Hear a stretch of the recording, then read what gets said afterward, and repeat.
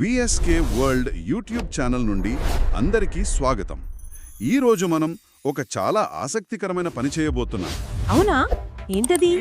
మనం competitive exams పేపర్లు తయారు చేసే వాళ్ల మనసులోకి దూరి వాళ్ళు ఇంగ్లీష్ ప్రపోజిషన్లతో మనల్ని ఎలా కన్ఫ్యూజ్ చేస్తారో కనిపెడదాం. ఆ భలే చెప్పారు. డిటెక్టివ్ పనిలా ఉందన్నమాట. అవును, ఈ విశ్లేషణకు మనం విఎస్కే వరల్డ్ వారు అందించిన సోర్సును ఉపయోగిస్తున్నాం. వీలైతే వారి ఛానల్కు సబ్స్క్రైబ్ చేసుకోండి. మంచి ఆలోచన. ఎందుకంటే ప్రిపోజిషన్ల విషయంలో చాలా మంది అంటే నియమాలను బట్టి పడతారు, కాని అసలు విషయం వాటి వెనుక ఉన్న లాజిక్ని అర్థం చేసుకోవడం. సరిగ్గా. ఒక్కసారి ఆ లాజిక్ అర్థమైతే ఏ ఉచ్చులోనూ చిక్కుకోం. అవును, ఈరోజు మనం ఆ లాజిక్ను ఛేదించబోతున్నాం. సరే, మరి మొదలు పెడదామా? మొదటి గందరగోళం స్థలం అంటే ప్లేస్, ఇంకా సమయం టైం విషయంలో ఇన్ మరియు యాట్ వాడకం.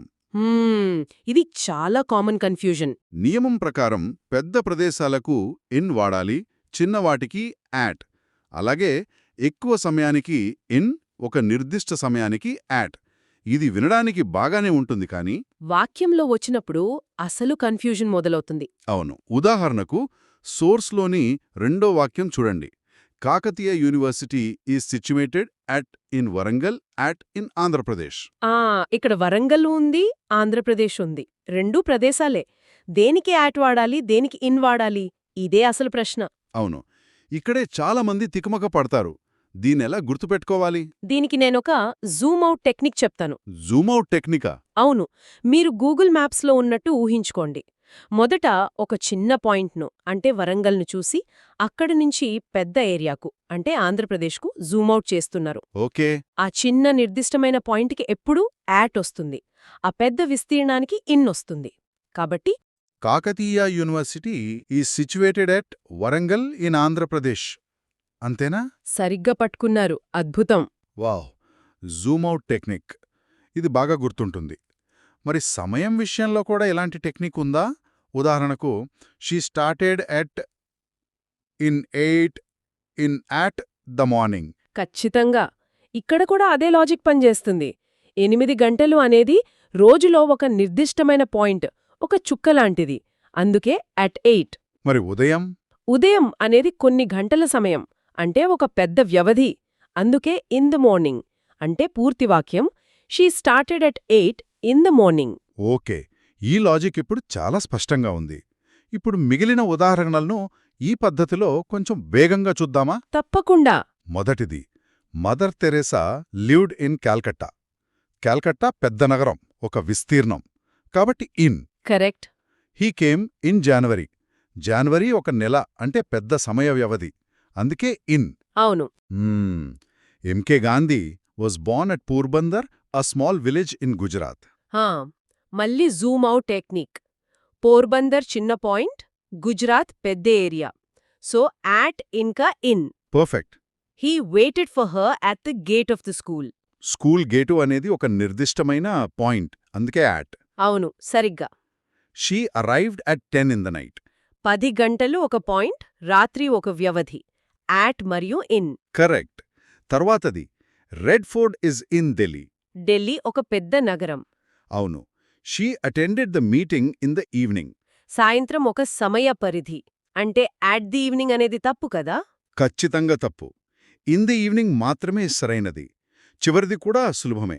The Charminar is in Hyderabad. Hyderabad మహానగరం కాబట్టి. అంతే. సరే, ఒక వస్తువు లేదా వ్యక్తి ఒకచోట స్థిరంగా ఉన్నప్పుడు ఎలా చెప్పాలో చూశాం. కానీ అవి కదులుతున్నప్పుడు కథ మొత్తం మారిపోతుంది. అవును, అక్కడే ఇన్ మరియు ఇంటు మధ్య గొడవ మొదలవుతుంది. దీనికి నియమమేంటి? ఇక్కడ నియమం చాలా తేలిక. ఇన్ అంటే నిశ్చల స్థితి, అంటే రెస్ట్, అప్పటికే లోపల ఉండటం. ఇంటు అంటే కదలిక, మోషన్, అంటే బయటి నుండి లోపలికి వెళ్లడం. ఇది వినడానికి చాలా సులభంగానే ఉంది. ఉదాహరణకు, the boy fell into a well. అబ్బాయి బయట నుండి బావిలోకి కదిలాడు, కాబట్టి ఇంటూ. సరిగ్గా. అలాగే a dog ran into the house. కుక్క బయట నుండి ఇంట్లోకి పరిగెత్తింది, స్పష్టమైన కదలిక. అయితే నాకు ఒక వాక్యం కొంచెం గందరగోళంగా అనిపించింది. అదేంటంటే, put the chair in the corner. ఇక్కడ మనం కుర్చీని కదిలిస్తున్నాం కదా, మరి ఇంటూ ఎందుకు వాడకూడదు? ఆ ఇది చాలా మంచి ప్రశ్న. చాలామంది ఇక్కడే తప్పు చేస్తారు. అవునా? అవును, ఇక్కడే అసలైన సూక్ష్మభేదం ఉంది. ఇక్కడ మనం కదలికపై కాదు, ఆ వస్తువు యొక్క చివరి స్థానం అంటే ఫైనల్ డెస్టినేషన్పై దృష్టి పెడుతున్నాం. కుర్చీని మూలలో అనే ఒక నిశ్చల స్థితికి చేర్చమని చెప్తున్నాం. ఓ, అలాగా. అందుకే ఇన్ వాడతాం. అదే he kicked the ball into the corner అన్నప్పుడు మన దృష్టి బంతి యొక్క ప్రయాణంపై అంటే దాని కదలికపై ఉంది. అందుకే అక్కడ ఇంటు. అర్థమైంది. అంటే మనం దేనికి ప్రాధాన్యత ఇస్తున్నామనే దాన్ని బట్టి ప్రిపోజిషన్ మారుతుందన్నమాట. ఎగ్జాక్ట్లీ. సరే, ఇప్పుడు మిగిలిన ఉదాహరణలు చూద్దాం. She keeps her ornaments in a box. ఆభరణాలు అప్పటికే పెట్టెలో నిశ్చలంగా ఉన్నాయి. So in. Correct. He sat in a chair. అతను కుర్చీలో కూర్చుని ఉన్నాడు. నిశ్చల స్థితి. ఇన్. అవును. They walked into the hall. వాళ్ళు బయటి నుంచి హాల్లోకి నడిచారు. ఇది కదలిక. ఇంటు. అవును. Keep it in your pocket. జేబులో పెట్టుకోమంటున్నాం. దాని చివరి స్థానం జేబు. కాబట్టి in. He hit the ball into the goal post. బంతి గోల్ పోస్ట్లోకి కదిలింది. మోషన్. ఇంటు. చివరిగా the lion jumped into the well. సింహం బయటి నుండి బావిలోకి దూకింది. స్పష్టమైన కదలిక కాబట్టి ఇంటు. ఓకే. క్లియర్ కదా? చాలా క్లియర్గా ఉంది. మనం ఎక్కడా ఎలా అనేది చూసాం. ఇప్పుడు ఆ పనిని ఎవరు లేదా దేనితో చేశారు అనే విషయానికి వద్దాం. అంటే విత్ మరియు బై మధ్య పోటీ. అవును, ఇది కూడా పరీక్షలలో తరచుగా కనిపించే ఉచ్చు. దీనికొక సులభమైన ఉపాయం ఉంది. చెప్పండి. చేతిలో ఏముంది అని ఆలోచించండి.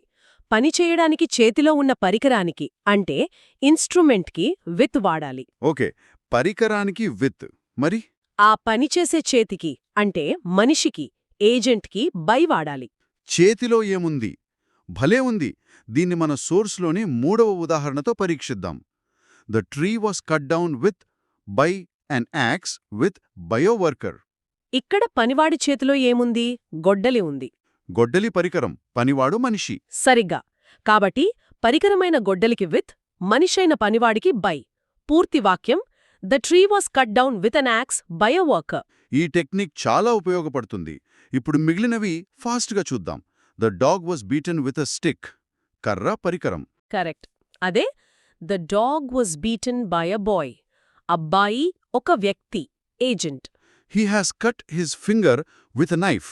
కత్తి పరికరం. అవును. The passengers have been saved by the driver. Driver వ్యక్తి. The fish were cot with a net by a fisherman. వల పరికరం, జాలరి వ్యక్తి. సో విత్ మరియు by. Perfect. The scenery was photographed with a camera by her. Camera పరికరం, ఆమె వ్యక్తి. Hit a snake with a stick. కర్ర పరికరం. The firm was run by him. అతను వ్యక్తి. చివరిగా write a letter with a pen. Pen పరికరం. ఈ టెక్నిక్ బాగా పనిచేస్తుంది. అవును. లాజిక్ను పట్టుకుంటే చాలా సులభం. సరే, ఇప్పటివరకు బాగానే ఉంది. ఇప్పుడు అసలైన కష్టమైన భాగానికి వద్దాం. ఎగ్జామినర్స్కి ఇది ఫేవరెట్ ట్రాప్. ఆ అర్థమైంది.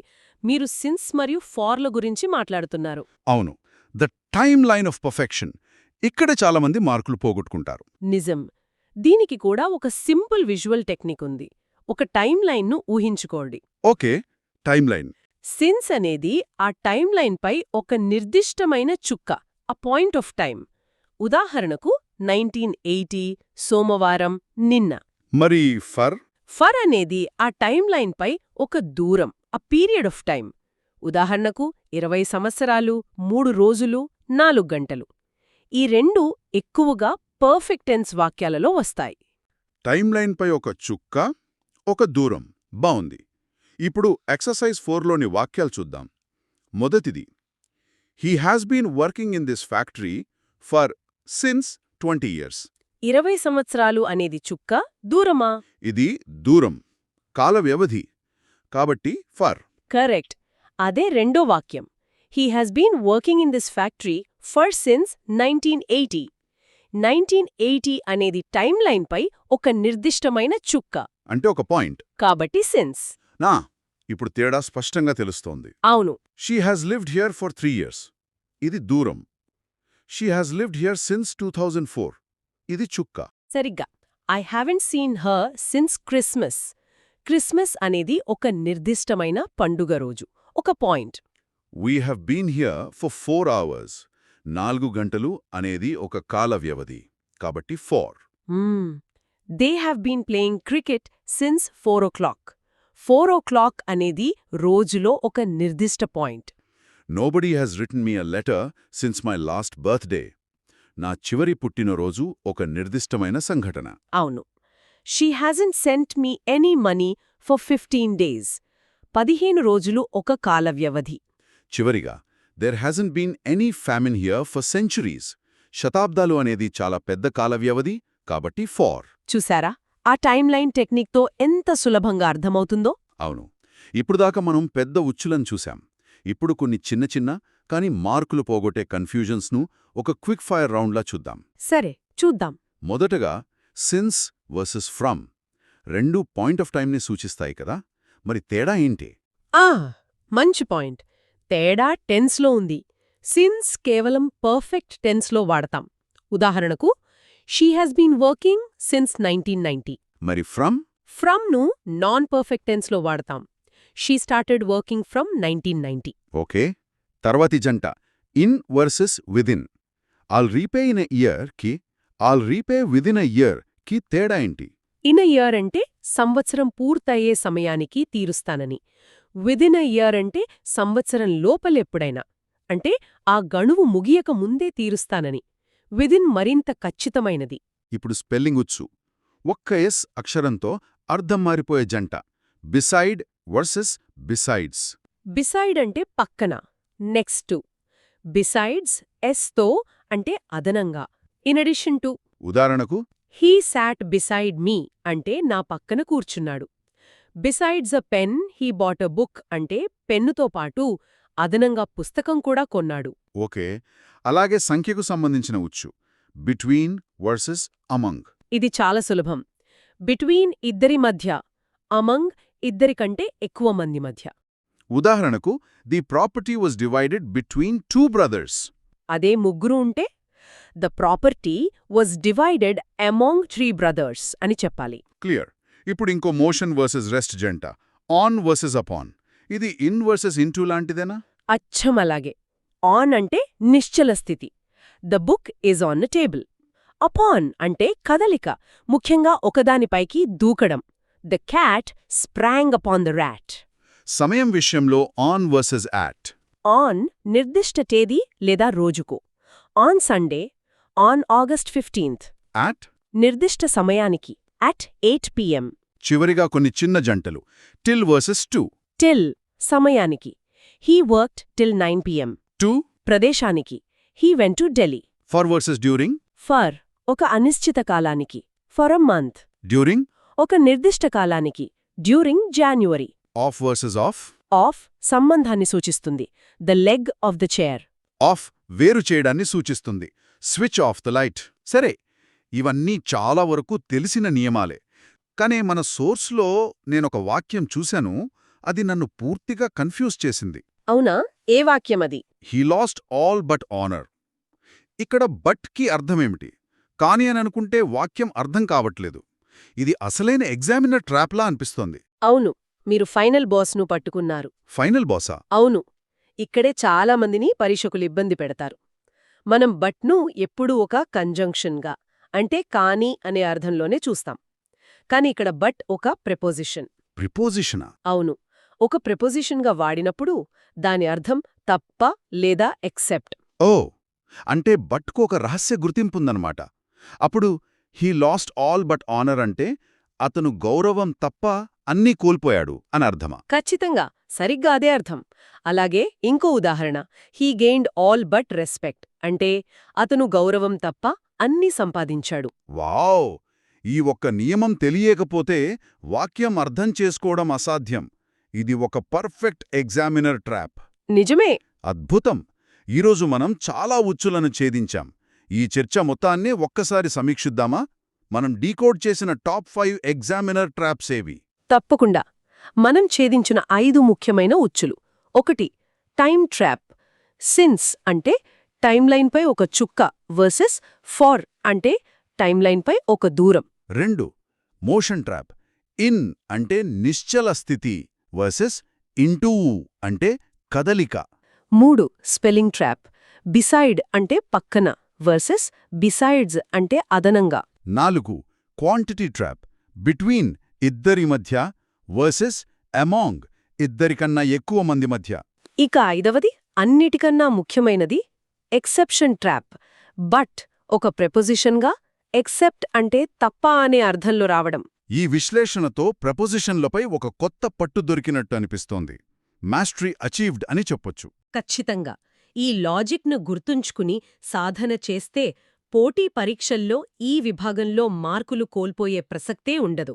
ఈ చర్చను వినేవారి కోసం ఒక ఆలోచనతో ముగిద్దాం. మనం ఈరోజు బట్ అనే ఒక సాధారణ పదం వ్యాకరణంలో ఎన్ని విభిన్న పాత్రలు పోషిస్తుందో చూశాం. అవును. ఇప్పుడు ఓవర్ అనే పదం గురించి ఆలోచించండి.